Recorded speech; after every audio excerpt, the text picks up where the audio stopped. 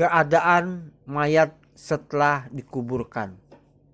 Sebelum mayat mengalami peristiwa-peristiwa di alam kuburnya, seperti pertanyaan dari malaikat, mendapatkan azab atau nikmat kubur dan lain sebagainya, ternyata mayat sudah mengalami hal-hal goib yang tidak mampu ditangkap oleh panca indera manusia. Misalnya pada saat jenazah dikebumikan, maka orang-orang di sekitarnya tidak bisa mengetahui apa yang dialami oleh saudaranya yang telah mati tersebut. Sebagaimana Rasulullah bersabda, apabila jenazah telah dibawa oleh orang-orang di atas pundak-pundak mereka menuju kubur, seandainya pada masa hidupnya ia adalah orang yang soleh, ia akan mengatakan, segerakanlah aku, segerakanlah aku. Namun jika ia dahulu adalah orang yang tidak soleh, ia akan mengatakan, celaka, hendak kemana kalian membawa jenazah ini? Seluruh makhluk mendengar suara tersebut kecuali manusia. Andai kata seorang mendengarnya, pasti dia akan pingsan. Dan jika ia seorang mukmin, maka ibadah sholatnya akan berada di kepalanya. Ibadah puasanya berada di samping kanannya dan zakat di sebelah kirinya.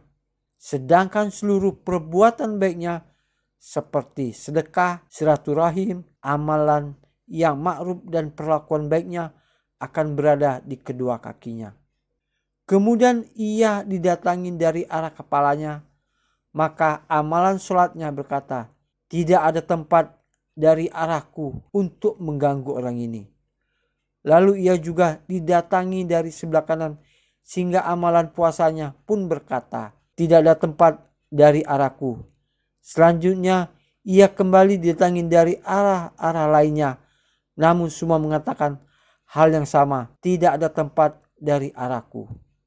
Selanjutnya dikatakan kepadanya, duduklah dengan tenang.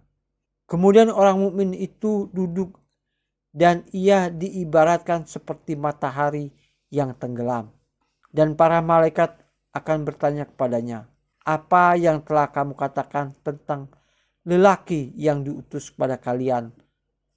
Maksudnya adalah Nabi Muhammad. Lantas apa yang engkau persaksikan atasnya? Maka orang mukmin itu menjawab, baiklah, aku kesempatan untuk mengerjakan sholat terlebih dahulu.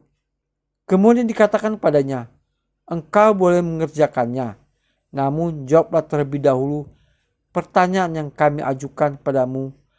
Apa pendapatmu tentang seorang laki-laki yang berada di tengah-tengahmu? Lantas, apa komentarmu? Apa yang engkau persaksikan atasnya? Maka orang mukmin itu menjawab, lelaki itu adalah Muhammad. Aku bersaksi bahwa dia itu Rasulullah. Dia telah datang kepada kami dengan membawa kebenaran dari sisi Allah Subhanahu wa ta'ala. Kemudian dikatakan kepada mayat itu, kamu benar dan kamu telah hidup berdasarkan keyakinan ini dan meninggal dunia juga dengan keyakinan ini dan akan dibangkitkan berdasarkan keyakinan ini, insya Allah. Selanjutnya dibukakan untuknya salah satu dari beberapa pintu surga dan dikatakan padanya, inilah tempat tinggalmu dan segala isinya telah dipersiapkan Allah untukmu. Oleh karena itu sang mayit pun merasa lebih bahagia dan gembira. Kemudian setelah itu dibukakan pintu untuknya salah satu dari beberapa pintu neraka sambil dikatakan bahwa inilah tempat tinggalmu dengan segala isinya yang telah dipersiapkan Allah jika kamu berbuat maksiat padanya. Maka ia akan semakin merasa bergembira dan bahagia karena tidak tergolong golongan ahli maksiat. Selanjutnya kuburan si mayat itu dilapangkan sepanjang 70 hasta dan diberikan lampu penerang dan jasadnya pun dikembalikan seperti semula.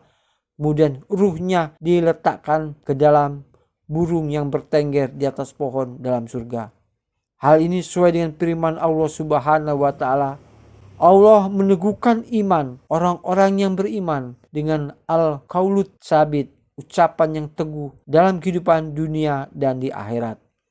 Akan tetapi, jika si mayat tersebut adalah seorang kafir, maka ia akan didatangi dari arah kuburnya dan tidak ditemukan sesuatu apapun yang bisa melindunginya.